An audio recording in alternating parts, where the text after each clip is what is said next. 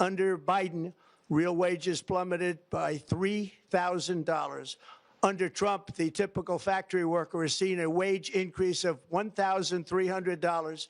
For construction workers, it's $1,800. For miners, we're bringing back clean, beautiful coal.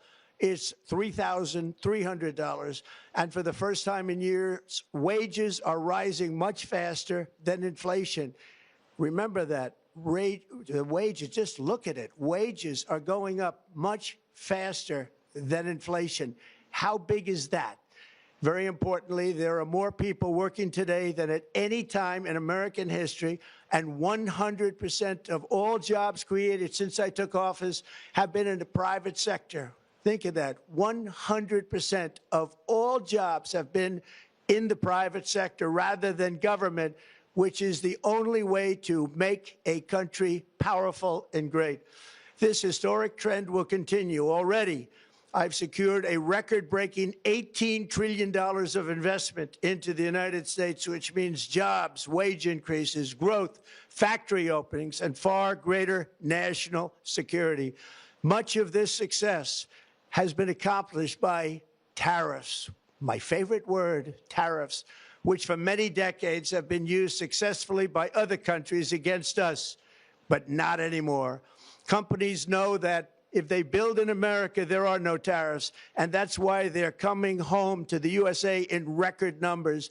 They're building factories and plants at levels we haven't seen, AI, automobiles. We're doing what nobody thought was even possible, not even remotely possible. There has never, frankly, been anything like it. 1 year ago, our country was dead. We were absolutely dead. Our country was ready to fail, totally failed. Now, we're the hottest country anywhere in the world, and that's said by every single leader that I've spoken to over the last 5 months. Next year, you will also see the results of the largest tax cuts in American history that were really accomplished through our great, big, beautiful bill, perhaps the most sweeping legislation ever passed in Congress. We wrapped 12 different bills up into one beautiful bill. That includes no tax on tips, no tax on overtime, and no tax on Social Security for our great seniors. Under these cuts, many families will be saving between $11,000 and $20,000 a year, and next spring is projected to be the largest tax refund season of all time. Because of tariffs, along with the just passed One Big Beautiful Bill, tonight I am also proud to announce that more than 1,450,000, think of this, 1,450,000 military service members will receive a special, we call Warrior Dividend before Christmas, a Warrior Dividend.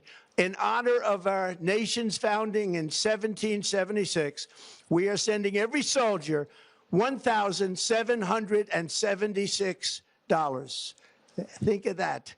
And the checks are already on the way. Nobody understood that one until about 30 minutes ago. We made a lot more money than anybody thought because of tariffs, and the bill helped us along. Nobody deserves it more than our military, and I say congratulations to everybody. And by the way, we now have record enlistment in our military, and last year we had among the worst recruitment numbers in our military's history. What a difference a year makes. In addition, I'm doing what no politician of either party has ever done, standing up to the special interests to dramatically reduce the price of prescription drugs. I negotiated directly with the drug companies and foreign nations, which were taking advantage of our country for many decades, to slash prices on drugs and pharmaceuticals by as much as 400, 500, and even 600%. In other words, your drug costs will be plummeting downward. And I used the threat of tariffs to get foreign countries who would never have done it to pay the cost of this giant dollar reduction. They stopped ripping us off, and it began as of 4 days ago. There has never been anything like this in the history of our country. Drugs have only gone up, but now they'll be going down by numbers never conceived possible. It's called Most Favored Nation. and no president has ever had the courage or ability to get this done until now. The first of these unprecedented price reductions will be available starting in January through a new website, TrumpRx.gov. And these big price cuts will greatly reduce the cost of health care. I'm also taking on the gigantic health insurance companies that have gotten rich on billions of dollars of money that should go directly to the people. The money should go to the people. That's you. So they can buy their own health insurance, which will give far better benefits at much lower costs. It will be far better health insurance. The current Unaffordable Care Act was created to make insurance companies rich. It was bad health care at much too high a cost. And you see that now in the steep increase in premiums being demanded by the Democrats, and they are demanding those increases, and it's their fault. It is not the Republicans' fault. It's the Democrats' fault. It's the Unaffordable Care Act, and everybody knew it. Again, I want the money to go directly to the people so you can buy your own health care. You'll get much better health care at a much lower price. The only losers will be insurance companies that have gotten rich, and the Democrat Party, which is totally controlled by those same insurance companies. They will not be happy, but that's okay with me because you, the people, are finally going to be getting great health care at a lower cost. Another major focus is the cost of energy. For years, the radical left Democrats exploited the green energy scam as an excuse to funnel many billions of dollars into their own massive slush funds, as their energy restrictions drastically drove up prices, and they drove them up at record levels. Electricity costs surged 30 to 100% under Biden, and the typical family lost $5,000 to $10,000 in higher energy costs. Think of that, $5,000 to $10,000 you lost. On day one, I declared a national energy emergency. Gasoline is now under $2.50 a gallon in much of the country. In some states, it, by the way, just hit $1.99 a gallon. And within the next 12 months, we will have opened 1,600 new electrical generating plants, a record, and it's a record that won't be beaten by practically, I would say, by anybody, or certainly not very soon. Prices on electricity and everything else will fall dramatically. The Democrat inflation disaster, again, the worst in the history of our country, also robbed millions of Americans of home ownership and indeed the American dream.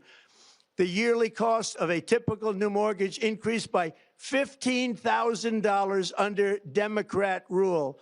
In 11 months, we've already gotten that annual cost down by $3,000, and it's coming down a lot lower. Wait till you see. The numbers are going to be shocking. And I'll soon announce our next chairman of the Federal Reserve, someone who believes in lower interest rates by a lot, and mortgage payments will be coming down even further. Early the new year, and you will see this, in the new year, I will announce some of the most aggressive housing reform plans in American history. A major factor in driving up housing costs was the colossal border invasion. We have never been invaded. This is the worst thing that, frankly, in my opinion, the worst thing that the Biden administration did to our country is the invasion at the border. The last administration and their allies in Congress brought in millions and millions of migrants and gave them taxpayer-funded housing while your rent and housing costs skyrocketed. Over 60% of growth in the rental market came from foreign migrants. At the same time, illegal aliens stole American jobs and flooded emergency rooms, getting free health care and education paid for by you, the American taxpayer.